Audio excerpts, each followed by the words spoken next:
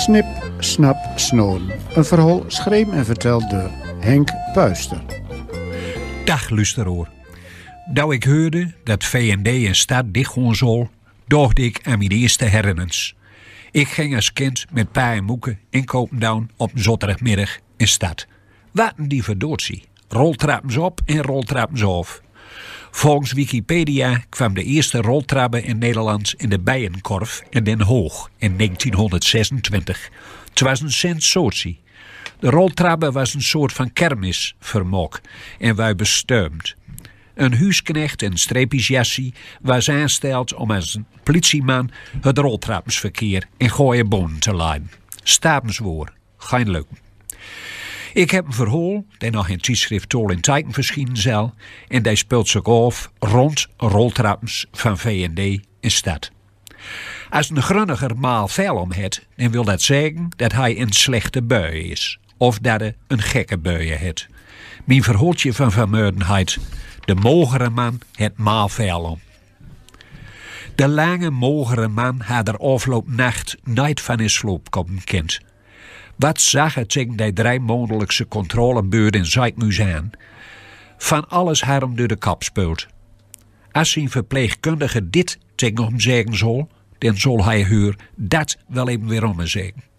Hij zal niet met een mond vol tanden als een klein kind bij haar zitten. Ze meent het goud met hem, hij weet wel. Maar hij was al sankel-mankel voordat hij vanmorgen het huis verluidt. Zat er een trein weg naast hem, vervaste studenten, maar aan te loeren naar dat plat denkje in haar hand. Alle verstand had zij bij dat schampie en haar wiesvinger gleden hij hol overheen. Ze was aan het sms'en of aan het internetten, weet hij veel wat zo'n man zei. Hij zal het niet nog vertellen kunnen. De bibberkozen kreeg hij ervan, van het gedouw van die stuurzender met de wilde blonde krullen. Of er niks belangrijkers bestaat als die leutje platte dingen reizen. Hij veert de stad en valt zich richting Jan Kerel. Vanmorgen was koud en regenachtig, maar het is radicaal omsloegen. En zonne schijnt mild. Het is een pak van zijn hart. Voor het eerst in een paar jaar was Melissa, zijn vaste verpleegkundige, dik tevreden over hem.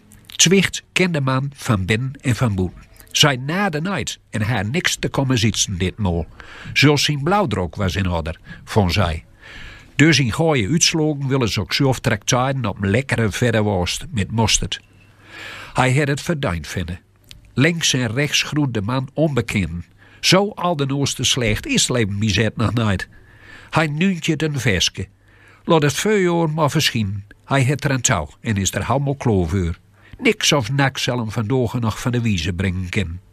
En een onverwoestbaar gooie buien is de man.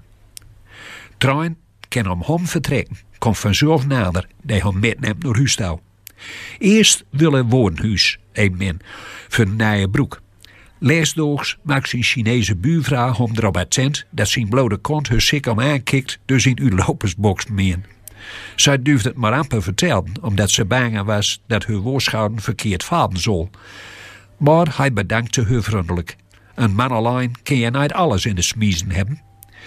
Hij had een zetje of verschillende afdalens touw houden en let ze ook om delen brengen met de roltrabben.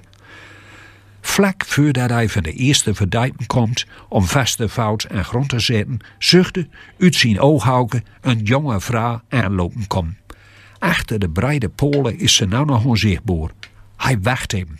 Als het jonkmeers in haar sportieve gele jek te voorschijn komt, bedenkt de maas ook niet en komt aan de andere kant van de polen voor de dag. Als een duivel uit een deusie.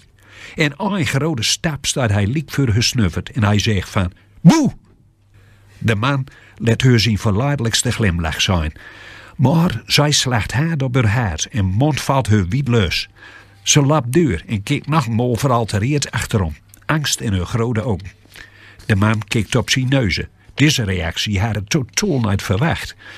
Hij had maar veel om en wil een grapje uitdoen. Meer niet.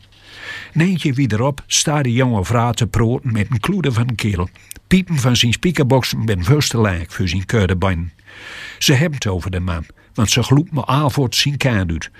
De dikke kerel heeft een kap als een pachter. Met zijn cowboyloop, abends wiet uitenkander, vormde naar de mogere man touw.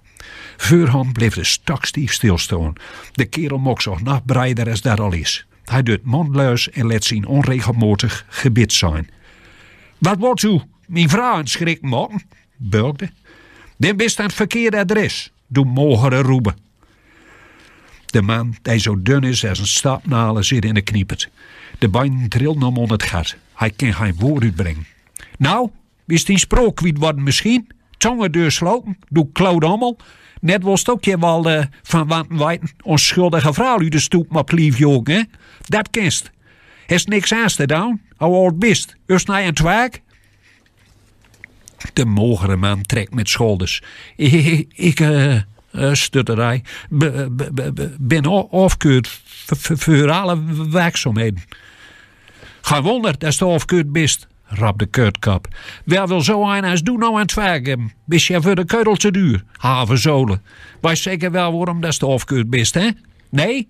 Dan zegt hij dat even secuur uitstuk, omdat in die domme kap van die chica al in de weer lapt.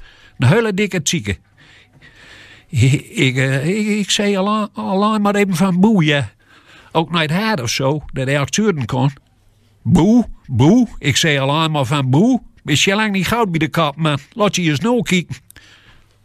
Dat heb ik net downloaden, maar ze kon niks vinden. Ook nog broodjes, goochem wezen doe. De kwooie kerel zet nog een stap vooruit. En het is of wil hij de ander vergrijm in zijn monsterachtige kladen. Spijen hadden in zijn mondhouden zitten. De mogere man vooruit geen vin. Hij kremt als een moes op snij. Schietens benaderen ze, in aarske graaf in het gezicht. Ik ben vrijwilliger, zei de zachtjes. Voor zeige mensen hol ik medicijn van het apteek en ik schoef met al van dogen die in een karretje zitten. Dan bekloog ik die oortjes, is het antwoord. Zelfs maar met zo'n avondmalen te mokken hebben als toe bist. Dat overleven die stakkers nooit, ja. Ik ben wat melig, zegt de man. Melig? Een kounavel bist en dik ook. Dus dat wel voorker, vrouw u een doodschrik bezuiken. Verleden zomer zei ik ook boe en deze zo tegen jonge meid. Maar zij knipboogde tegen mij en zij laagde zo lijf. Dat door hem dacht ik, ja, dat zal wel. Nou, uit mijn ogen, mocht als voortkomst en laat me die niet weer tegenkomen. Of zakken rijden, doorlijk en direct. Voortoe, door die nieuwstouw. Is de mogere man geen koren aan het gatboom.